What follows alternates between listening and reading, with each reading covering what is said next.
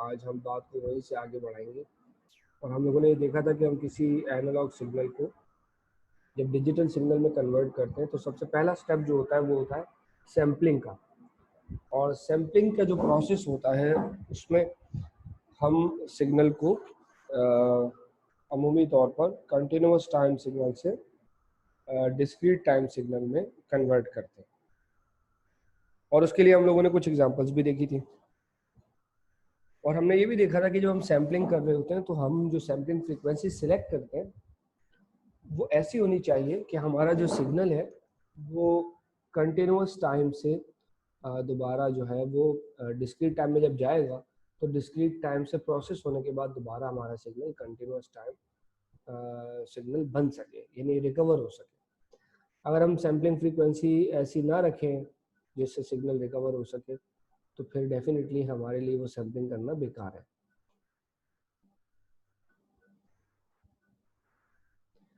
अच्छा जी, तो आज हम उसी बात को फिर आगे बढ़ा रहे हैं। और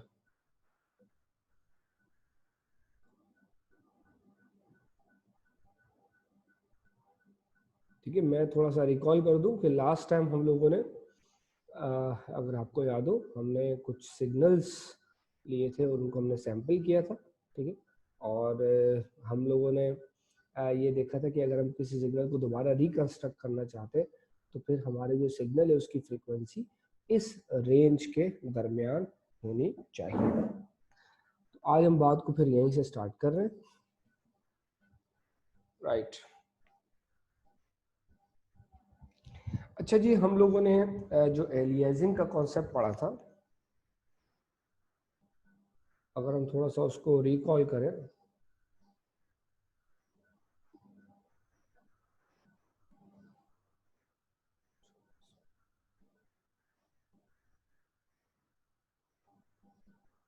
from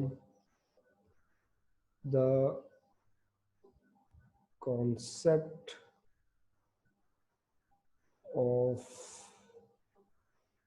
aliasing, हमने जो एलियासिंग का कॉन्सेप्ट पढ़ा था उसके मुताबिक हम लोगों ने पढ़ा था कि अगर कोई सिग्नल है जिसकी फॉर एग्जांपल एंगुलर फ्रीक्वेंसी है ओमेगा नॉट और हम इसमें 2 पाई ऐड कर दें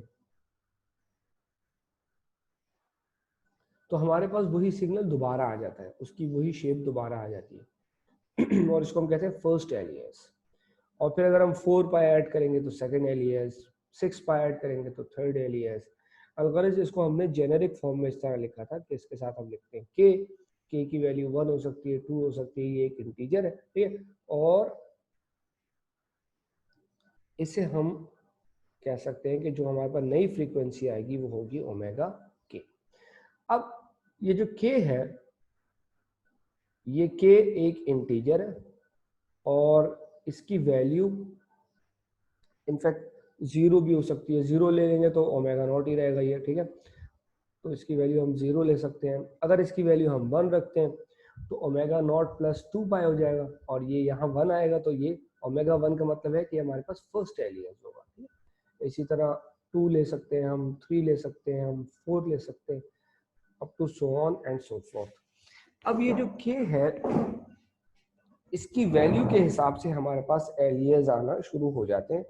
आई होप आपको ये पिछले लेक्चर में ये चीज क्लियर होगी जो हमने लास्ट लेक्चर्स में पढ़ी थी।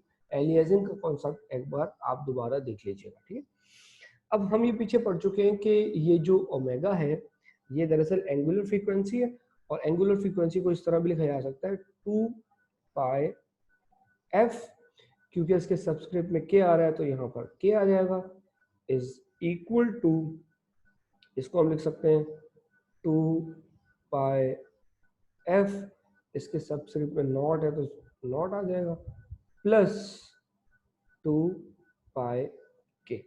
तो इस एक्सप्रेशन को हम इस तरह भी लिख सकते हैं। अब अगर हम यहाँ पर देखें तो यहाँ 2 पाई कॉमन आ रहा है, इसको इनफैक्ट हम ऐसे भी लिख सकते हैं 2 पाई F K is equal to 2 पाई, हम कॉमन ले रहे हैं तो यहाँ बचेगा एफ नॉट प्लस के, और आप देख सकते हैं कि ये 2 पाई इस 2 पाई से कैंसिल आउट हो जाएगा तो f k would be equal to F naught plus k. हम इसको इस तरह लिख सकते हैं, ठीक है। लेट से मैं इसको नाम दे देता हूँ, फॉर इंस्टेंस लेट से दिस इज इक्वेशन नंबर 1। अब हम लोगों ने पिछले लेक्चर्स में पढ़ा था कि ये जो एफ होता है हमारा, this small f, let me write explicitly, कि ये जो एफ होता है small f, this f is equal to capital f divided by F s.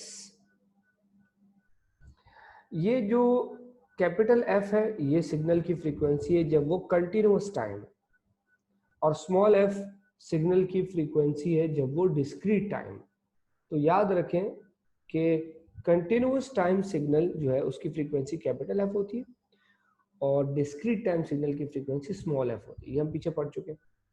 और जब कंटिन्यूअस टाइम सिग्नल को हम डिस्क्रीट टाइम में कन्वर्ट करते हैं तो हम उसके लिए एक सैम्पलिंग फ्रीक्वेंसी का इंतखाब करते हैं, ये हमारी वो सैम्पलिंग फ्रीक्वेंसी, ठीक है। इस चीज को देखते हुए अब देखिए मैं यहाँ पर f को लिखने जा रहा हूँ, f is equals to capital F divided by F S.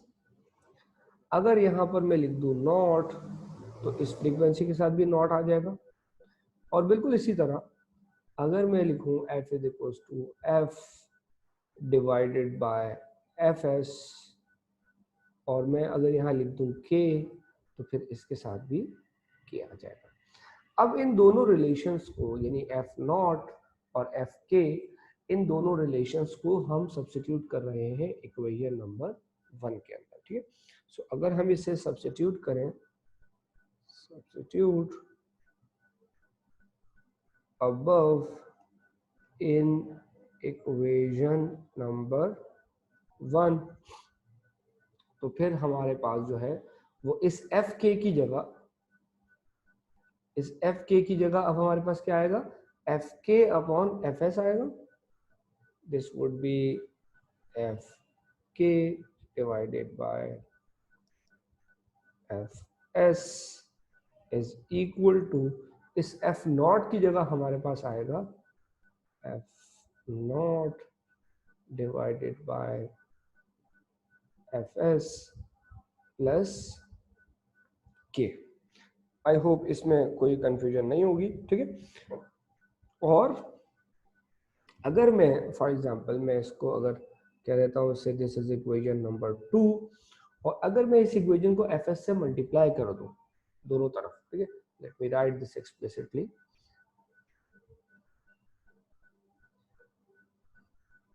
Multiply equation 2 by F s. तो अगर हम इक्वेशन 2 को एफ एस से मल्टीप्लाई करते हैं थ्रू आउट, तो हमारे पास यहाँ एफ एस कैंसिल हो जाएगा, यहाँ आएगा F K is equal to F naught plus K F S, and this is a very important relation. This is a very important relation. इसको हम रीअरेंज भी कर सकते हैं, बट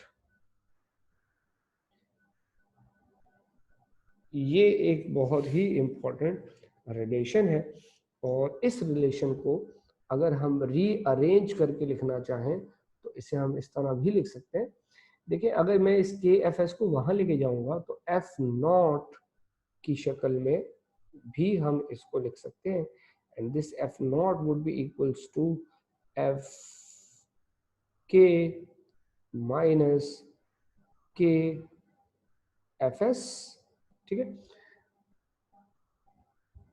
ये हमारे पास इसी की एक मॉडिफाइड फॉर्म आ गई। अब ये जो रिलेशन हम लोगों ने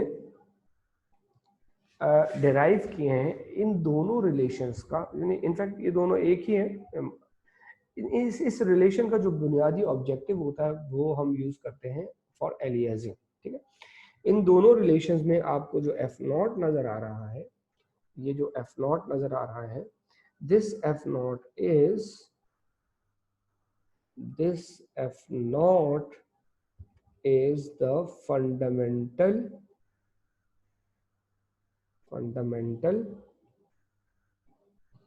frequency, this f naught is the fundamental frequency, यानी आप यूं कह लीजिए कि एक सिग्नल है, उसकी जो फ्रीक्वेंसी होगी वो, उसको हम कहेंगे एफ नॉट, और वो फंडामेंटल फ्रीक्वेंसी। अब अगर उस सिग्नल का फर्स्ट एलियास आता है तो फिर हमारे पास वो होगा एफ के, सेकेंड एलियास आता है, थर्ड एलियास आता है, तो फिर उसकी जो फ्रीक्वेंसी होगी, जो एलियास आएगा सिग्नल, उसकी जो फ्रीक्वेंसी होगी उसको एफ के से लिखेंगे, ठीक है। यानी एफ के जो है ये एलियास की फ्रीक्वेंसी है, यूं कह लीजिए केथ, क्योंकि के लिखा हुआ है, वन लिखा होगा तो हम कहेंगे फर्स्ट एलियास की frequency, so this is kth alias frequency, this is kth alias frequency, ठीक है। और इसके अलावा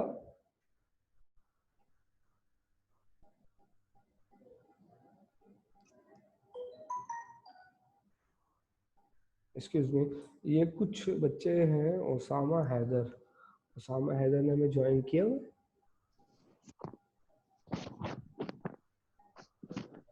ओसामा आप हैं हमारे साथ? नहीं है, इनको आई डोंट नो, इनको कोई प्रॉब्लम हो रही है शायद लॉगिन होने में।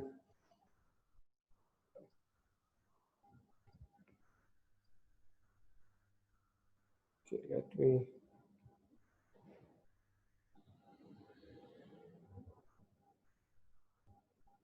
मैं इनको जरा थोड़ा सा बता दूं।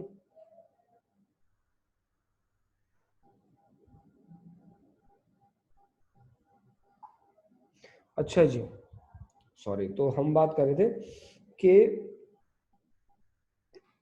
इसमें जो एफ नॉट है वो फंडामेंटल फ्रीक्वेंसी है, और इसके अलावा आपको यहाँ नजर आ रहा होगा कि एफ के जो है वो केथ एलियस की फ्रीक्वेंसी है। इसके अलावा आपको यहाँ एफ एस नजर आ रहा है, एफ एस जो है, this is nothing but the sampling frequency, this is nothing but the sampling frequency, तो ये सैम्पलिंग फ्रीक्वेंसी है।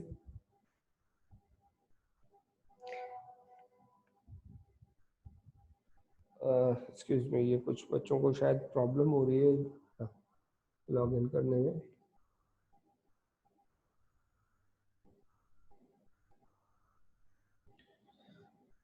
राइट, और इसमें आपको जो के नजर आ रहा होगा,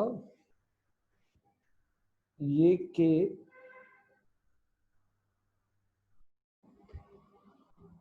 अच्छा जी, थोड़ा सा डिले इसलिए आ रहा है कि मैं साथ साथ वो देख रहा हूँ, कुछ बच्चों को शायद लॉग इन होने में प्रॉब्लम हो रही है, उनको भी हैंडल करना पड़ रहा है।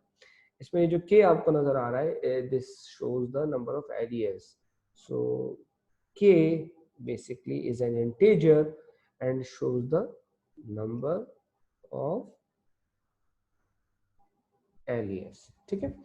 तो ये जब हम किसी कंटिन्यूअस टाइम सिग्नल को डिस्क्रीट टाइम सिग्नल में कन्वर्ट कर रहे होते हैं, तो फिर उस दौरान हमें ये रिलेशन बहुत हेल्प करता है, और इससे हमें पता चलता है कि जो हम सैम्पलिंग फ्रीक्वेंसी ले रहे हैं, इस सैम्पलिंग फ्रीक्वेंसी को यूज करते हुए सिग्नल को अगर हम कन्वर्ट करेंगे कंटिन्यूअस टाइम से डिस्क्रीट टाइम सिग्नल में, तो क्या वो रिकवर हो पाएगा या नहीं हो पाएगा, और अगर वो रिकवर होगा, कहीं वो एलियास तो नहीं होगा किसी सिग्नल का। तो इस रिलेशन को यूज करते हुए हम इस चीज को डिटरमिन कर सकते हैं, ठीक है। अब इसको कैसे यूज करते हैं इस रिलेशनशिप को, और इसका फायदा क्या होगा, तो let's see in the subsequent example. तो इसके लिए हम कुछ एग्जांपल करने जा रहे हैं, हम बुक की ही एक एग्जांपल कर रहे हैं, and this is 1.4.3 2।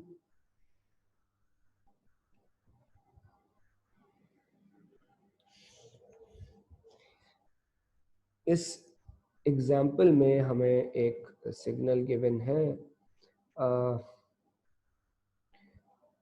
x of t, in fact this is analog, is equal to 3 cos 100 pi t। ठीक है, और इससे रेलेवेंट इन्होंने हमसे कुछ क्वेश्चंस पूछे हैं, और वो जो क्वेश्चन इन्होंने हमसे पूछे हैं उसमें कुछ पार्ट्स हैं डिफरेंट, और वो पार्ट्स हम वन बाय वन देख लेते हैं। इसका जो पहला पार्ट है वो है determine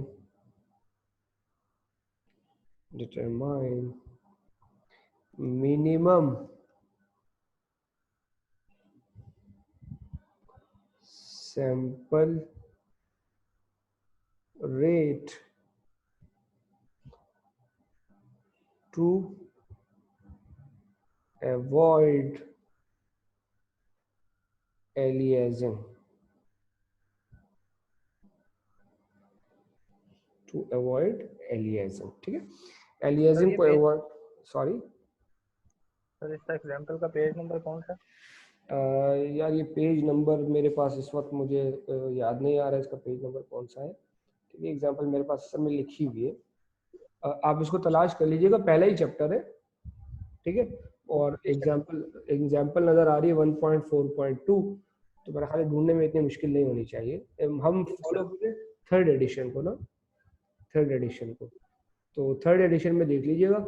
अच्छा, मुझे सच आपसे बात करते हुए मुझे याद आया कि वो शायद सॉफ्ट कॉपी भी अपलोड नहीं हुई LMS पर, तो मैं उसकी सॉफ्ट कॉपी इंशाल्लाह आज ही अपलोड कर दूंगा थर्ड एडिशन की, तो आई होप आपको ढूंढने में प्रॉब्लम नहीं होगी। ठीक है, ठीक सर, ठीक है जी। सो पहला पार्ट तो इसका ये है, और मेरा ख्याल है कि हम इसको part by part he solve करते जाते हैं।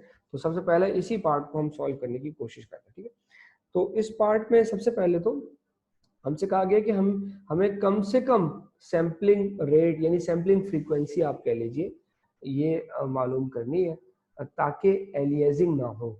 याद रहे कि एलियासिंग कब होती है, जब हम ऐसी सैम्पलिंग फ्रीक्वेंसी सेलेक्ट करें जो कि एक खास रेंज में लाई ना करे। मसलन हम लोगों ने लास्ट क्लास में पढ़ा था कि फॉर एग्जांपल अगर हम एक सिग्नल को सैंपल करना चाहते हैं, तो फिर ऐसी सूरत में जो सिग्नल की फ्रीक्वेंसी है, जो सिग्नल की फ्रीक्वेंसी है वो इस रेंज में होनी चाहिए। ठीक है, ये हमारे सिग्नल की फ्रीक्वेंसी है, और हमारे सिग्नल की फ्रीक्वेंसी इस रेंज के दरमियान होनी चाहिए। यानी हम यूं कह सकते हैं कि जो हमारा सिग्नल है इसकी फ्रीक्वेंसी f है, वो प्लस माइनस fs अपॉन 2 के दरमियान इसकी रेंज होनी चाहिए। ठीक है, तो एलियासिंग नहीं होगी, अदरवाइज एलियासिंग होगी। ये कंडीशन हम लोगों ने पिछली क्लास में पढ़ी थी। ठीक है, अब अगर हम अपने सिग्नल को स्टैंडर्ड फॉर्म में लिखने की कोशिश करें, ये जो हमारा सिग्नल है अगर मैं इसको स्टैंडर्ड फॉर्म में लिखने की कोशिश करूं, तो देखिए इसको हम स्टैंडर्ड फॉर्म में इस तरह लिख सकते हैं, x a of t is equal to 3 cos 2 pi, और अब मैं 2 पाई, यहाँ पाई तो आ गया, ये रहा पाई, और 2 भी लिख दिया मैंने। अब मुझे क्योंकि 100 लाना है तो यहाँ पे मुझे लिखना पड़ेगा 50 इंटू टी। ठीक है, सो आमतौर पे जो स्टैंडर्ड फॉर्म होती है उसमें हमारे पास यहाँ 2 पाई आ रहा होता है, फिर यहाँ फ्रीक्वेंसी आ रही होती है। और अब अगर इसको मैं जेनेरिकली देखूं तो हमने पीछे पढ़ा है कि जो एक एनालॉग सिग्नल या कंटिन्यूअस टाइम सिग्नल होता है उसकी जेनेरिक फॉर्म कुछ इस तरह होती है, यानी साइनोसॉइड की हम बात कर रहे हैं, 2 पाई एफ टी। ठीक है, सो अब अगर हम इसको कंपेयर करें तो हमें नजर आ रहा है कि इसका जो एम्पलीट्यूड है वो 3 है, और इसकी जो फ्रीक्वेंसी है वो फ्रीक्वेंसी 50 है। So from this comparison we can say that the frequency of the given signal, अगर हम यहाँ कंपेयर करें, आपको यहाँ नजर आ रहा होगा, this is 50 हर्ट्ज। तो गिवन सिग्नल जो है इसकी या साइनोसॉइड जो है इसकी जो फ्रीक्वेंसी है ये 50 हर्ट्ज है, ठीक है। अब हमें ये पता है कि जी हमारा जो सिग्नल है उसकी फ्रीक्वेंसी, हमारे सिग्नल की फ्रीक्वेंसी इस रेंज के दरमियान होनी चाहिए, यानी जो हमारा सिग्नल है इसकी फ्रीक्वेंसी, हमारे सिग्नल की फ्रीक्वेंसी fs अपॉन 2 इस रेंज में होना जरूरी है, तभी एलियासिंग को हम अवॉइड कर सकते हैं, ठीक है।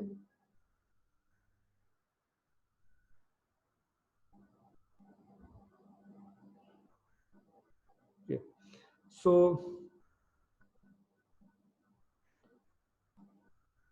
ये पता नहीं ये कुछ एरर आ रहा है, आप बेटा आप लोगों को नजर आ रहा है क्लियरली? जी सर, जी सर, जी सर। अच्छा, मेरे पास पता नहीं कोई एक एरर का मैसेज आ रहा है, please move this window away from the shared application. I don't know, आपके पास आ रहा है कोई ऐसा एरर लिखा हुआ? ये आता रहता है, आता रहता है, ठीक है ठीक है ठीक। जब भी बच्चा ज्वाइन करता है ना तभी आता है। अच्छा अच्छा, ठीक है ठीक है, मतलब कोई ऐसी कोई खौफनाक बात नहीं है, ठीक है ठीक है। सो हम ये कह रहे थे कि जी हमारे जो सिग्नल की फ्रीक्वेंसी होनी चाहिए वो इस रेंज के दरमियान होनी चाहिए, ठीक है। तो हमारा जो सिग्नल है वो है उसकी फ्रीक्वेंसी कितनी है, 50 है, ठीक है। सो दिस इज fs अपॉन 2, और अगर हम 2 को वहां ले जाएं तो फिर fs जो होगा वो होगा 100।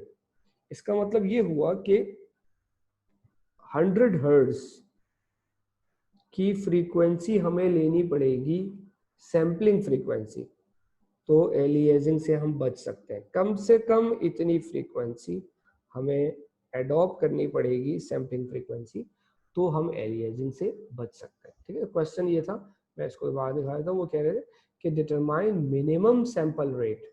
मिनिमम सैंपल रेट का मतलब है कम से कम sampling frequency to avoid aliasing. तो एलियासिंग अवॉइड करने के लिए हमें पता है कि हमारे सिग्नल जो है उसकी फ्रीक्वेंसी इस रेंज के दरमियान होनी चाहिए, यानी हमारा जो सिग्नल है वो fs अपॉन 2 की रेंज में होना चाहिए। तो हमने क्या किया, हमने कहा कि जी हमारा जो सिग्नल है उसकी फ्रीक्वेंसी 50 है और इसकी जो रेंज है वो fs अपॉन 2 के दरमियान होनी चाहिए, आइदर पॉजिटिव और नेगेटिव, ठीक है। तो हमने इस रिलेशन को यूज करते हुए जो सैम्पलिंग फ्रीक्वेंसी का इंतखाब किया, तो हमें पता चला कि सैम्पलिंग फ्रीक्वेंसी 100 हर्ट्ज आ रही है, ठीक है। अब इसका नेक्स्ट पार्ट देखते हैं, सेकंड पार्ट। और सेकंड पार्ट जो है यानी पार्ट बी इसका, मैं उसको पहले लिख देता हूं। इसमें कह रहे हैं कि suppose that the signal is sampled at the rate, अच्छा ये जो पैड है इस पर जो स्पीड है वो काफ़ी स्लो है, तो आई होप आप लोग जो है वो इसको मतलब बर्दाश्त करेंगे। मैं खुद भी थोड़ा सा, मुझे ज़्यादा कंफर्टेबल नहीं हूँ मैं लिखने में, लेकिन बाहर इस पर लिखने में काफ़ी स्पीड स्लो आती है। सो जिस तरह बोर्ड पे लिखा जाता है या पेपर पे लिखा जाता है उस तरह नहीं है, उसमें काफ़ी पुश करना पड़ता है, तो इस वजह से स्पीड थोड़ी स्लो है, right. Suppose that the signal is sampled at the rate, और फिर यहाँ एक हमें सैम्पलिंग फ्रीक्वेंसी गिवन है, fs is equals to 200 hertz. अब ये कह रहे हैं what is the discrete time, what is the discrete time signal obtained after sampling, ठीक है। तो हमें कहा जा रहा है कि जी हम जो सिग्नल हमें गिवन है उस सिग्नल को अगर हम इस सैम्पलिंग फ्रीक्वेंसी पर सैंपल करें तो हमें ये बताना है कि जो सैम्पलिंग के बाद हमें जो सिग्नल मिलेगा, जो डिस्क्रीट टाइम सिग्नल होगा, वो डिस्क्रीट टाइम सिग्नल कैसा होगा, ठीक है। सो इसके लिए मैं पहले एक बार फिर उसको, जो हमें सिग्नल गिवन था, मैं उसको यहाँ लिख रहा हूँ। अच्छा, मैं उसको इसी तरह स्टैंडर्ड फॉर्म में लिख रहा हूँ। इनफैक्ट हमें जो सिग्नल गिवन था वो ये था, लेकिन अगर उसको स्टैंडर्ड फॉर्म में लिखेंगे तो 2 पाई के फॉर्म में लिखा जाता है उससे, तो मैं उसको पहले इस फॉर्म में लिख रहा हूँ, 3 cos 2 pi 50t, ठीक है। So let me write this is x a of t is equals to 3 cos 2 pi 50 into t, ठीक है। और इसको देखते हुए, मैं से इक्वेशन 1 कह रहा हूँ, इसको देखते हुए हम ये कह सकते हैं कि यह इसकी, इस सिग्नल की जो फ्रीक्वेंसी है, हमने भी पीछे देखा, ये फ्रीक्वेंसी इसको कैपिटल F से लिखा जाता है क्योंकि कंटिन्यूअस टाइम सिग्नल है, ठीक है, ये 50 हर्ट्ज है। तो जो गिवन सिग्नल है उसकी जो फ्रीक्वेंसी है वो 50 हर्ट्ज है। अब सैम्पलिंग फ्रीक्वेंसी का इंतखाब हमें नहीं करना, बल्कि सैम्पलिंग फ्रीक्वेंसी हमें यहाँ पर गिवन है। अगर आप देख सकें, ये सैम्पलिंग फ्रीक्वेंसी अब हमें गिवन है। अब हमारे पास चॉइस नहीं है, बल्कि हमें इसी सैम्पलिंग फ्रीक्वेंसी को यूज करना होगा। सो हमें जब भी फ्रीक्वेंसी गिवन हो और हमें सैंपल करना हो, तो गिवन फ्रीक्वेंसी में पहले तो हम ये चेक करते हैं कि आइदर यहाँ एलियासिंग होगी या नहीं होगी, क्या ये सैम्पलिंग फ्रीक्वेंसी दुरुस्त है या नहीं है। तो इसके लिए अगेन हम ये चेक करते हैं कि क्या हमारे सिग्नल की जो फ्रीक्वेंसी है वो उस रेंज में लाई कर रही है, जो रेंज हमने पीछे डिफाइन की थी। आप देख सकते हैं ये वाली रेंज, ठीक है। इनफैक्ट इसको हम इस तरह भी लिख सकते हैं कि जी हमारे पास जो रेंज है वो होती है माइनस fs डिवाइड बाय 2 से लेकर plus fs divide by 2। fs की वैल्यू 200 है, तो fs डिवाइड बाय 2 100 हो जाएगा। सो this is minus 100 hertz and this is plus 100 hertz, ठीक है। अब हमारे सिग्नल की जो फ्रीक्वेंसी है वो इस रेंज के दरमियान होनी चाहिए।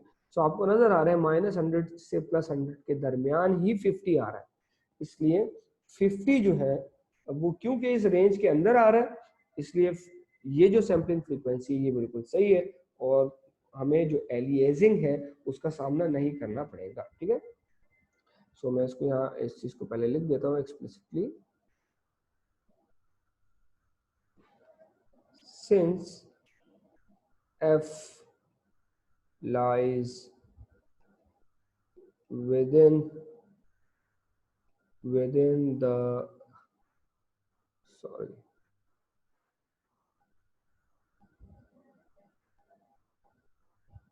चलिए 10 मिनट में कह रहे मीटिंग खत्म हो जाएगी। Since f lies within the range, sir ये कन्वर्ट कर दिया अभी, ये 1-1.5 घंटे आप चला सकते हो। हाँ मुझे बताया तो यही है कि मैं चला सकता हूँ। मुझे मेरे पास मैसेज आ गया, आई डोंट नो ये मैसेज आना नहीं चाहिए था। बहरहाल हम कंटिन्यू रखेंगे, ठीक है, हम कंटिन्यू रखेंगे। इन केस अगर ये खत्म हो गया तो फिर हम दोबारा रीज्वाइन करेंगे। तो जब मैंने 2 मीटिंग्स बनाई हुई है ना, तो फिर दूसरे बार में ज्वाइन करेंगे, ठीक है। वैसे मुझे बताया यही गया है कि ये कंटिन्यूअस चलता रहेगा, right. So since f lies with in the range, क्योंकि f इस रेंज में लाई कर रहा है और ये रेंज है -100 हर्ट्ज टू 100 हर्ट्ज, ठीक है। क्योंकि f इस रेंज में लाई कर रहे हैं, लिहाजा में किसी किस्म के एलियासिंग का सामना नहीं करना पड़ेगा, ठीक है। Let me right therefore there will be no aliasing,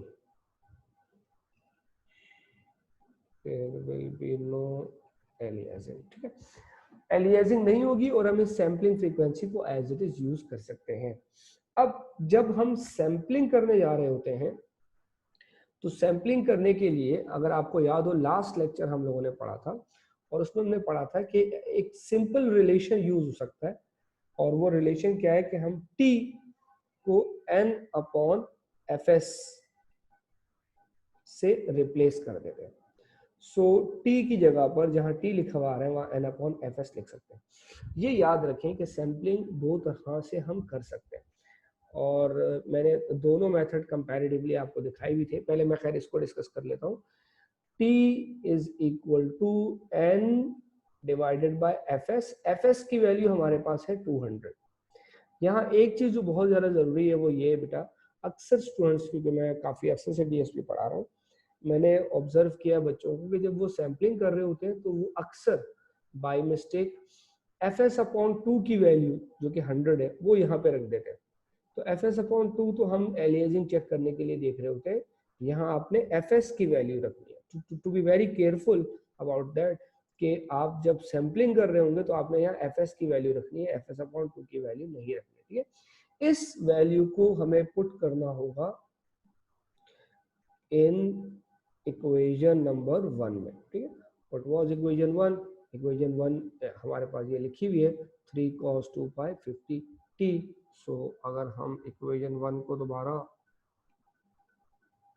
इसमें ये वैल्यू सब्स्टिट्यूट करें तो अब लेफ्ट पर x ऑफ t नहीं आएगा बल्कि x ऑफ n आएगा, क्योंकि अब ये डिस्क्रीट में कन्वर्ट हो चुका है और हम t को रिप्लेस करने जा रहे हैं। ठीक है, 3 cos 2 pi 50 इंटू टी, और t जो है वो रिप्लेस हो जाएगा n डिवाइडेड बाय 200 से। ठीक है, दिस इज 50 और हम ये देख सकते हैं 0 से 0 गया, 5 1 जा 5 5 4 जा, तो इनफैक्ट ये 2 भी कैंसिल आउट हो जाएगा, इनफैक्ट यहाँ पे 2 आ जाएगा। तो डायरेक्ट भी कर सकते थे, 50 था, 50 को 2 से करते 100 और 100 डिवाइड बाय 200 दैट इज 1/2। तो x of n is equals to 3 cos pi by 2n। ये हमारे पास एक सिग्नल है जो कि अब डिस्क्रीट फॉर्म में आ चुका है। ठीक है, डिस्क्रीट फॉर्म में ये सिग्नल आ चुका है। ठीक है, ये याद रखें कि मैंने बताया कि जब हम किसी कंटिन्यूअस टाइम सिग्नल को डिस्क्रीट टाइम कन्वर्ट करने होते हैं तो उसके दो तरीके कार हैं, दोनों एप्लीकेबल है। ठीक है, एक तरीका तो ये है और ये बड़ा सिंपल सा है, आपको नजर भी आ रहा होगा कि हम जस्ट क्या करें कि हम t की जगह पर n अपॉन एफ एस रख दें। F S is the sampling frequency, तो जो भी हमारा एक्सप्रेशन है उस एक्सप्रेशन में रखने के बाद हमारे पास जो कंटिन्यूअस टाइम सिग्नल है वो डिस्क्रीट टाइम सिग्नल में कन्वर्ट होता है। ठीक है, दूसरा मेथड जो है, और ज्यादातर वो मेथड फॉलो होता है इसलिए मैं उस पर ज्यादा फोकस कर रहा हूँ। वो मेथड क्या है, मैं उसको यहीं पर कंपैरेटिवली शो कर रहा हूँ ताकि कोई कंफ्यूजन ना हो। देखिए, दूसरे मेथड में हम करते क्या है कि हम डायरेक्ट डिस्क्रीट टाइम सिग्नल को लिखते हैं जनरल फॉर्म के अंदर। ठीक है, किस तरह डिस्क्रीट टाइम सिग्नल को जनरल फॉर्म में लिखते हैं? ठीक है, हमारा जो डिस्क्रीट टाइम सिग्नल होता है वो x ऑफ n होता है, यहाँ आता है a। ठीक है, अगर कोसाइन है तो फिर cos 2 पाई। ठीक है, और यहाँ पर जो आर्गुमेंट है इसके आर्गुमेंट में हमारे पास जो फ्रीक्वेंसी आ रही होती है ये होती है f divided by fs into n। बल्कि मैं एक काम करता हूँ, मैं थोड़ा सा, क्योंकि ये हमने पीछे पढ़ा था शायद आप इसको ग्रैब ना कर सके, मैं इसको थोड़ा सा एक दो स्टेप्स में करवाया था। ठीक है, अगर आपको याद हो तो डिस्क्रीट टाइम सिग्नल होता है x of n is equal to a cos 2 pi f small f into n। Continuous time में हम कैपिटल F लिख रहे होते हैं, डिस्क्रीट टाइम में स्मॉल f लिख रहे होते हैं। ठीक है, और अब हमने कुछ देर पहले देखा कि ये जो f होता है स्मॉल f, ये f बराबर होता है f capital F divided by fs। अभी लेक्चर के स्टार्ट में हम लोगों ने देखा। तो अब ये जो एक्सप्रेशन है, अगर मैं यहाँ f की जगह f अपॉन fs रख दूं तो अब ये एक्सप्रेशन बनेगा x of n is equals to a cos 2 pi f divided by fs into n। तो हम स्टार्ट ही यहीं से लेते हैं, ठीक है। दूसरा जो मेथड है और ज्यादातर यही मेथड फॉलो होता है, हम करते क्या है, हम डायरेक्ट ये वाली इक्वेशन लिखते हैं। कंटिन्यूअस टाइम सिग्नल था, हम उसको डिस्क्रीट में कन्वर्ट करना चाहते हैं, हम डायरेक्ट ये इक्वेशन लिखते हैं। डायरेक्ट अगर कॉज है तो कॉज की फॉर्म में लिखेंगे, साइन है तो साइन की फॉर्म में लिखेंगे, डायरेक्ट ये इक्वेशन लिखेंगे। अब इस इक्वेशन में हमें दो चीजें चाहिए सीधी सीधी सी, एक एफ चाहिए और एक एफ एस चाहिए, ठीक है। This is pretty much simple. अब हमें नजर भी आ रहा है कि एफ एस या तो हमें क्वेश्चन में गिवन होगा, सैम्पलिंग फ्रीक्वेंसी गिवन होगी, जैसा कि हमें यहाँ पे गिवन है।